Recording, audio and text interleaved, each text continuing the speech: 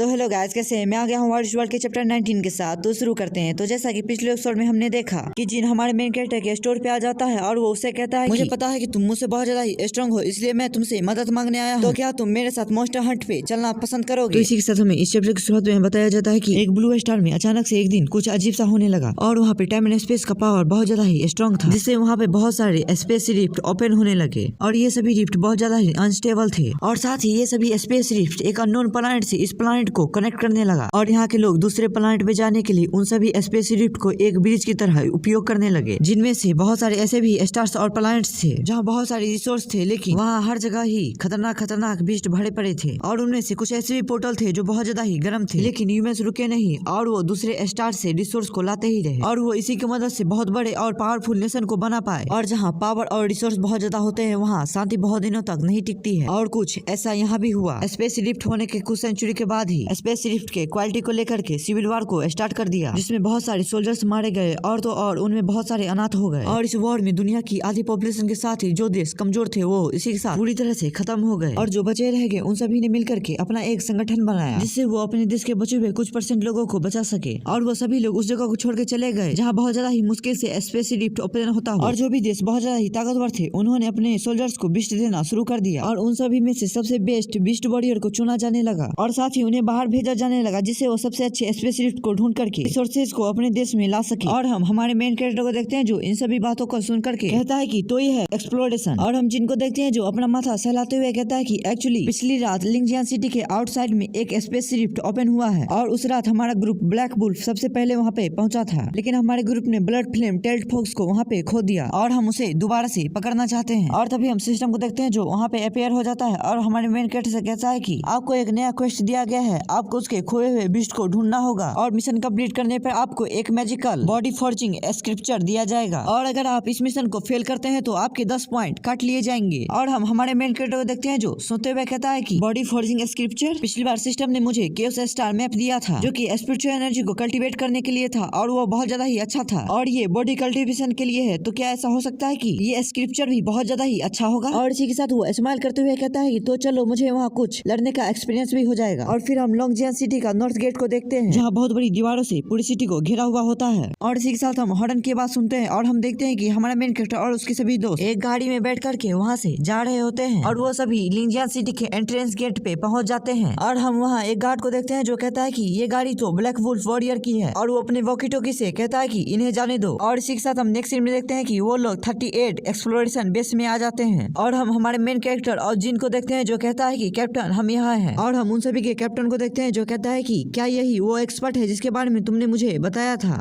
और वो हमारे मेन कैरेक्टर से कहता है कि क्या मैं तुम्हारा नाम जान सकता हूँ। और हम उस कैप्टन का डिटेल देखते हैं जिसका नाम फैन गर्गल होता है और उसके बगल वाले का नाम ली इंग होता है जो कि ब्लैक वुल्फ टीम का वाइस कैप्टन होता है। और हमारा मेन कैरेक्टर कहता है कि मेरा नाम सुपिंग है और मैं एक ऑर्डिनरी सा आदमी हूँ। और हम वाइस कैप्टन को देखते हैं जो कहता है कि जिन तुम्हारे बारे में बहुत ज्यादा ही बात करता है और मुझे तुम जैसे इंप्रेसिव पर्सन से मिलकर बहुत ही अच्छा लगा और साथ ही वो कहता है कि मुझे तुम बहुत ज्यादा ही यंग दिखते हो, क्या ऐसा हो सकता है कि तुम अभी 20 ईयर्स के हुए हो। और जिसे सुनकर के हमारा मेन कैरेक्टर कहता है कि नहीं मैं अभी 18 साल का ही हूँ। और इसे सुनकर के सब बहुत ज्यादा ही शॉक्ड हो जाते हैं और कहते हैं कि बस 18 साल का ही। और वाइस कैप्टन कहते हैं कि तुम तो बहुत ज्यादा ही यंग हो और एक ग्रेजुएट भी, तो आखिर तुम किस एकेडमी से हो। और हम सुपिंग को देखते हैं जो कहता है कि मैं तो खुद से पढ़ा हूँ, जिसे सुनकर जिन पूरी तरह से शॉक्ड हो जाता है और कहता है कि क्या आखिर तुम बोल क्या रहे हो। और हम कैप्टन को देखते हैं जो उसे रोकते हुए कहता है कि सुपिंग तुम जानते ही हो कि हम कहाँ जा रहे हैं, वो जगह बहुत ज्यादा ही डेंजरस है, अगर तुम फिर भी वहाँ जाना चाहते हो तो तुम्हें सबसे पहले अपनी आइडेंटिटी को रजिस्टर करवाना होगा। और तो और हमने तुम्हारे बीस्ट को भी पहले नहीं देखा है, अगर हम तुम्हारे बीस्ट को पहले से जानते रहेंगे तो हमें एक दूसरे के साथ काम करने में आसानी होगी। जिसे देखते हुए हमारा मेन कैरेक्टर कहता है कि कोई बात नहीं और मैं तुम्हारी टीम को ज्वाइन करने के लिए नहीं आया हूँ, मैं तो बस यहाँ ब्लड फ्लेम टेल्ट फॉक्स को देखने आया था। जिसे देखते हुए वाइस कैप्टन बहुत ज्यादा गुस्सा हो जाता है और वह कहता है कि तुम बहुत ज्यादा ही बोल रहे हो, तुम्हें क्या लगता है कि हमारा ग्रुप किसी भी अरे गहरे आदमी को अपनी टीम में ले लेगा। और हम कैप्टन को देखते हैं जो उसे शांत करते हुए कहते हैं कि सुपिंग यहाँ जिन के बुलाने पर आया है, इसलिए तुम्हें उससे मैनर से बात करना चाहिए। और हम वाइस कैप्टन को देखते हैं जो कुछ बोलने वाला होता है लेकिन वो चुप हो जाता है। और इसी के साथ हम दो आंखों को देखते हैं जो रेड कलर में ग्लो कर रहा होता है और तभी हम स्मॉल स्केलेटन को देखते हैं जो वहाँ पे एक इपिक एंट्री करता है। और हम सभी लोगों को देखते हैं जो किसी चीज को देख करके बहुत ज्यादा शॉक्ड हो जाते हैं और कहते हैं कि ये, और हमें स्मॉल स्केलेटन दिखाया जाता है जिसका सर जमीन पे लुढ़क रहा होता है, जिसे देख करके हमारा मेन कैरेक्टर बहुत ज्यादा निराश हो जाता है। और हम सभी लोगों को देखते हैं जो उसे देखते हुए कहते हैं कि ये तो एक बेबी स्केलेटन है। और हमारा मेन कैरेक्टर जब उसके सर को उठाता है तो उसमें देखता है कि उसके सीट के अंदर वही जेम होता है जो उसने नेचरलैंड में एब्जॉर्ब किया था, और वो उस जेम को अपने हाथों में लेते हुए कहता है कि फिलहाल मैं इसे अपने पास रख लेता हूँ, इसे जब इसकी जरूरत होगी तब मैं इसे वापस कर दूंगा। और हम कैप्टन और वाइस कैप्टन को देखते हैं जो अपने मन में बहुत ज्यादा ही गुस्सा कर रहे होते हैं और वो कुछ बोल नहीं पाते हैं। जिसे देख करके जिन हमारे मेन कैरेक्टर के पास आते हुए धीरे से कहता है कि ब्रदर सू, क्या आपके पास सिर्फ यही पेट है? जिसे देख करके हमारा मेन कैरेक्टर कहता है कि हाँ, अभी मेरे पास सिर्फ यही है। जिसे देख करके जिन बहुत ज्यादा ही शॉक्ड हो जाता है और वो कहता है कि शायद तुम नहीं जानते हो कि हमारे कैप्टन और वाइस कैप्टन कितने ज्यादा गुस्से में हैं। अगर तुमने उन्हें कुछ अच्छा नहीं दिखाया तो मैं पक्का मारा जाऊंगा। जिसे देख करके हमारा मेन कैरेक्टर कहता है कि तुम्हें चिंता करने की कोई जरूरत नहीं है, चलो हम कुछ तुम्हें कमाल दिखाते हैं। और हमारा मेन कैरेक्टर चिल्लाते हुए कहता है कि स्मॉल स्केलेटन, अपने स्वॉर्ड स्किल का यूज करो। और हम देखते हैं कि हमारा स्केलेटन बहुत तेजी से जंप करता है और वो अपना इंटरमीडिएट स्वॉर्ड स्किल का यूज करता है। जिसे देख करके सभी चौंक जाते हैं और कहते हैं कि ये तो बहुत ज्यादा ही फास्ट है। और कैप्टन कहता है कि मैं तो इसका स्वॉर्ड निकालने का मोमेंट भी नहीं देख पाया, आखिरकार इसने अपना स्वॉर्ड कब निकाल लिया। और फिर हम थोड़ी देर बाद का सीन देखते हैं, वहाँ की जमीन गोल गोल सर्कल में कट के ऊपर आने लगती है। जिसे देख करके सभी शॉक्ड हो जाते हैं और कहते हैं कि आखिर ये क्या है। और इसी के साथ ये चैप्टर यही एंड होता है। फिर मिलते हैं नए चैप्टर के साथ, तब तक के लिए गुड बाय।